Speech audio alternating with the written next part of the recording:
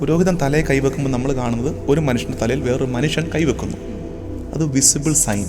അച്ഛന്മാർ പ്രാർത്ഥിക്കുമ്പോൾ, തലയിൽ കൈവച്ച് പ്രാർത്ഥിക്കുമ്പോൾ അതിനൊരു മാറ്റം വരുന്നു. ആ ഒരു വിശ്വാസം ഒരു സ്പിരിറ്റിനെ, അവരുടെ വാശികളോ ദുർവാശികളോ മാറുന്നു എന്നുള്ളൊരു കോൺസെപ്റ്റൊക്കെ ആയിരിക്കാം അതിൻ്റെ പിന്നിൽ.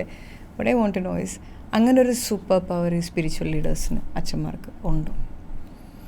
ഒരു ക്രിസ്ത്യൻ കാറ്റഗറീസ് വെച്ച് എനിക്ക് പറഞ്ഞു തരേണ്ടി വരും. But it will be convincing. ഒരു ക്രിസ്ത്യൻ ബേസിലാണ് കേൾക്കുന്നതെങ്കിൽ, അപ്പോൾ ഇത് കേൾവിക്കാരും അങ്ങനെ തന്നെ കേട്ടാലേ അത് മനസ്സിലാകത്തുള്ളൂ. റേനു കൂതാശകളെ കുറിച്ചൊക്കെ പഠിച്ചിട്ടില്ലേ പണ്ട്? സൺഡേ സ്കൂളിൽ പഠിച്ച കാലത്ത് അമ്മ നിർബന്ധിച്ച് വിട്ടൊരു കാലം ഉണ്ടായിരുന്നല്ലോ.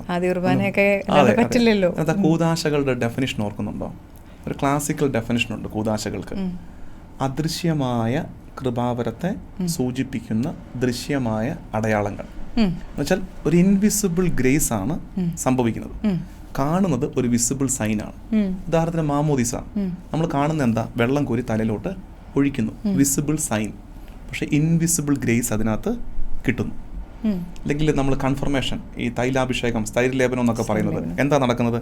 എണ്ണ എടുത്ത് തൈലം എടുത്ത് നെറ്റിയിൽ പൂശുന്നു. അതെന്താ? Visible sign. കാണുന്നത് അതേ ഉള്ളൂ. നടക്കുന്ന എന്താ? Invisible grace.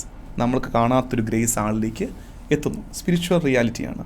അല്ലെങ്കിൽ കുർബാന അർപ്പണം, നമ്മൾ കാണുന്നത് എന്താ? അപ്പവും വീഞ്ഞും. അത് വിസിബിൾ സൈൻ. ഇൻവിസിബിൾ റിയാലിറ്റി എന്താ? ഗ്രേസ് കിട്ടുന്നു. ഒരു ഇൻവിസിബിൾ ഗ്രേസ് കിട്ടുന്നു. ഒരു പുരോഹിതൻ ഒരു കൂതാശയാണ്. പുരോഹിതൻ ഒരു സൈനേ ആകുന്നുള്ളൂ, ഒരു കൂതാശയാണ്. പുരോഹിതൻ തലയെ കൈവെക്കുമ്പോൾ നമ്മൾ കാണുന്നത് ഒരു മനുഷ്യൻ്റെ തലയിൽ വേറൊരു മനുഷ്യൻ കൈവെക്കുന്നു. അത് വിസിബിൾ സൈൻ. ഇൻവിസിബിൾ ഗ്രേസ് അതിലൂടെ കൈമാറപ്പെടുന്നു.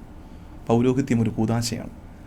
കാണുന്നതിനപ്പുറത്തുള്ളൊരു റിയാലിറ്റി, ഒരു കൃപയെ എക്സിക്യൂട്ട് ചെയ്യുന്ന ഇൻസ്ട്രുമെൻ്റ് മാത്രമാണ് പുരോഹിതൻ. റെനു ചോദിച്ചത് പുരോഹിതന് സൂപ്പർ പവർ ഉണ്ടോ? ഇല്ല, പുരോഹിതന് സൂപ്പർ പവർ ഇല്ല. പുരോഹിതൻ ഒരു കൂതാശ മാത്രമാണ്. ദൈവത്തിൻ്റെ ശക്തി പുരോഹിതൻ്റെ കൂടെ അവിടേക്ക് എത്തുന്നു. സൈൻ മാത്രമാണ്. പുരോഹിതന് സൂപ്പർ പവർ ഉണ്ടെന്ന് ക്ലെയിം ചെയ്യാൻ പറ്റത്തില്ല. കാരണം പുരോഹിതൻ ഒരു ഇൻസ്ട്രുമെൻറ്റ് മാത്രമാണ്. ദൈവകരങ്ങളിലെ ഒരു ഇൻസ്ട്രുമെൻ്റാണ്.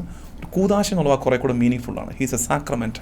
A priest is a sacrament. കൂതാശയാണ്. യെസ്. ഇപ്പോൾ ഇതര മതങ്ങളെക്കുറിച്ച് ചോദിച്ചു.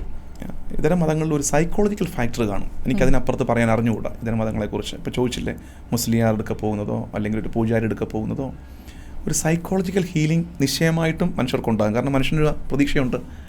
ഈയിടെ ഞാനൊരു ഫാമിലിയെ കണ്ടു.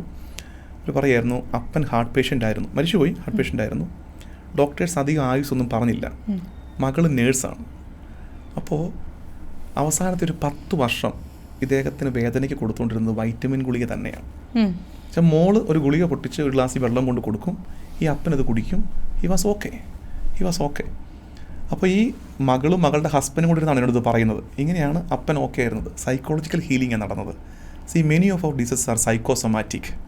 സൈക്കോളജിക്കൽ ഹീലിംഗ് നടന്നാൽ ബോഡിയിൽ അതിൻ്റെ റിഫ്ലക്ഷൻസ് കാണാൻ പറ്റും. പല അസുഖങ്ങൾക്കും ഇന്ന് കാണുന്ന സ്ട്രെസ് റിലേറ്റഡ് ഫിസിക്കൽ ഡിസീസസ് ഉണ്ട്. കാരണം അതിൻ്റെ കോസ് കിടക്കുന്ന എവിടെയാണ്? മൈൻഡിലാണ്, സ്ട്രെസ്സാണ്.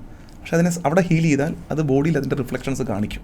ഒത്തിരി ഉണ്ട് അങ്ങനെ. അപ്പോൾ തമാശ എന്താണെന്ന് വെച്ചാൽ, ഇപ്പോൾ ഈ ചേച്ചിയുടെ ഹസ്ബൻഡ് ഈ ചേച്ചിയുടെ ഒരു മരുന്ന് മേടിച്ച് കഴിക്കുന്നില്ല. കാരണം ചേച്ചി നേഴ്സാണ്, പുള്ളിക്ക് എന്ത് മരുന്നായി തരുന്നറിയത്തില്ലോ. അതുകൊണ്ട് പുള്ളി നേരെ മെഡിക്കൽ സ്റ്റോറിൽ പോയി നേരിട്ട് വാങ്ങിച്ചേ കഴിക്കുന്നുള്ളൂ. അപ്പോൾ അതിനകത്തൊരു സൈക്കോളജിക്കൽ ഫാക്ടേഴ്സും ഉണ്ട് ഇത്തരം കാര്യങ്ങളിൽ. യെസ്.